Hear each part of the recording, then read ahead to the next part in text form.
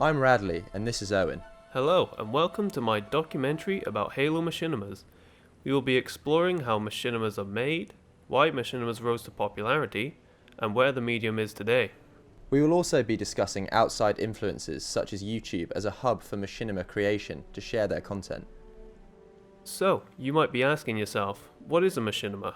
Well, let's ask one of the most popular Halo machinima creators who directed Arby and the Chief, John CJG.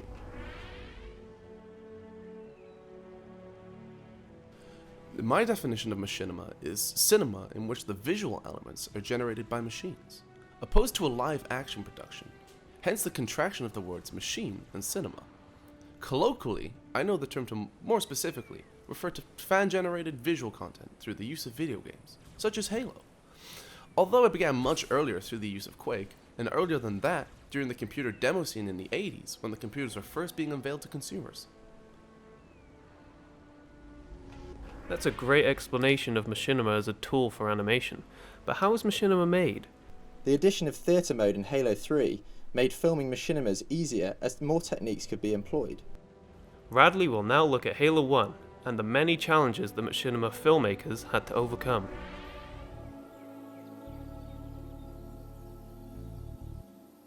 Well, there was no free cam on the original Xbox release. This meant that the heads-up display was constantly on screen. A trick that the Rooster Teeth team used for filming Red vs Blue was to change the aspect ratio to hide the HUD elements like this. Here's a quote from Matt Hullum, one of the creators of Red vs Blue, on an interview with 1UP.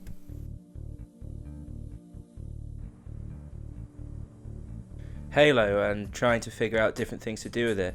One day while Bernie was making a video, he just put black bars, like what they called letterboxing in movies, you know, on the top and the bottom, and he thought, wow, this kind of looks like CG movie if you took out the HUD.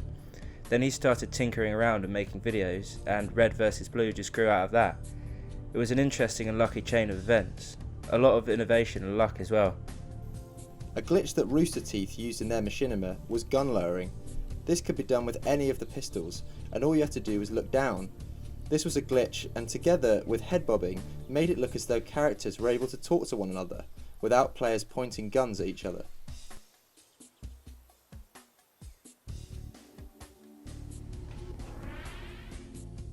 Many machinimas are similar to fanfiction, as they are using characters and settings from the game and repurposing them for their production.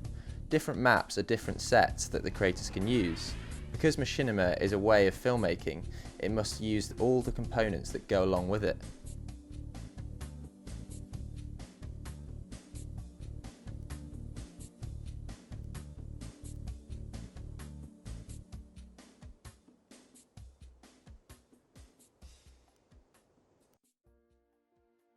Let's move on to why Halo became one of the most popular machinima creation tools. John CJG explains it best. I think that the Halo series inspired so many creators to work within its game engines, mainly because it was so easy to work with, had an inherent cinematic quality with regards to texture and frame rate, and the fact that its in-game avatars wore helmets, which allowed creators to avoid having to do lip syncing to voiceover. And Rooster Teeth made it look so easy to create compelling content with their series Red vs Blue. It wasn't just about how these films were created, but about the stories. Why are we here? The first Red vs Blue episode is iconic in internet culture. Bungie's own Halo story acted like a springboard for other creators to work from. The biggest challenge I faced in creating Halo Machinima is the writing. Everything is in the screenplays. The story, the characters, the ideas, the drama, the humor. The technical process of creating Halo Machinima isn't really that challenging if you understand the rules of filmmaking in general, regardless of whether it's machinima or live action production. Other than that, doing it right can take a lot of time and be incredibly tedious. YouTube started as a service back in 2005, and as the platform for user-generated content, this was perfect for machinima growth. Before the YouTube era, people had to go onto websites to find this content, as it was spread by word of mouth. YouTube gave creators a hub for their content to be shared. Before this, content had to be downloaded because browser-based media players were rare. Matt Hullum, in the same interview, describes the early days of RVB. It was before YouTube, it was before online video really existed, the early days. That was interesting stuff. We were even trying to explain to people how to download the videos so they could watch them. That was a complex thing. You couldn't watch a video in your browser like you do now. It didn't exist. Before YouTube, it was difficult to centralize this type of content. The website Machinima with a big M, now defunct, was one such website, where content such as Machinima, gameplay videos, and gaming news could be uploaded. So what's the state of Halo Machinima today?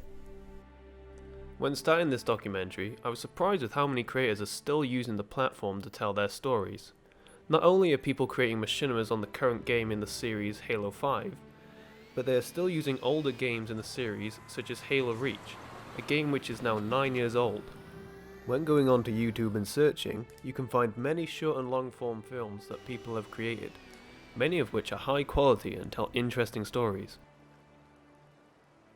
I'm honestly not certain if there's been a decline in Halo Machinima content because I've been out of touch with other Machinima creators, Red vs. Blue being the exception. I just focus on telling the stories that I want to tell. I continue to do it to this day because I've come to the conclusion that writing, story, characters, and visual storytelling are paramount, and the manifestation of those elements can be anything, whether it's machinima, live action, toys, puppets, animation, both 2 and 3-dimensional, stop motion, Lego, claymation, or whatever. I don't know what effect the YouTube algorithm has had on Halo Machinima, if any. I think if 343 Industries has played a role, it's been for the benefit of Machinima, not a decline. To my knowledge, in their games following the first Halo, both Bungie and 343 Industries have added features to assist that type of content creation. I highly recommend experimenting with Machinima to anybody who has any kind of filmmaking aspirations. Relative to a live-action production, it's incredibly easy, and there's a lot of filmmaking skills that you can develop in the creation of Machinima that you can then carry over to live action, because the same rules of visual storytelling apply.